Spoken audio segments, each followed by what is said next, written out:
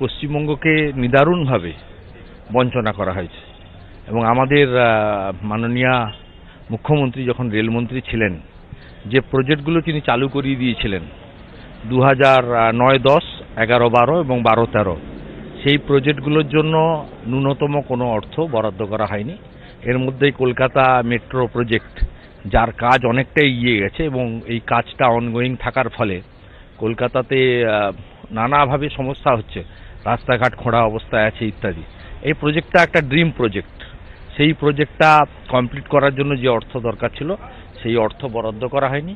শুধু তাই নয়, আমার এলাকায় হলদিয়া কোচ ফ্যাক্টরি তার কাজ প্রায় শেষ হওয়ার পথে আমাদের মাননীয় মুখ্যমন্ত্রী সেদিনের রেলমন্ত্রী আমাদের নেত্রী মমতা বন্দ্যোপাধ্যায় তিনি এই প্রজেক্টের জন্য প্রায় 90% কাজ কমপ্লিট করে দিয়েছিলেন, কিন্তু সেই প্রজেক্টটাকেও কমপ্লিট করার জন্য যে অর্থ দেওয়ার দরকার ছিল সেই অর্থ দেওয়া হয়নি।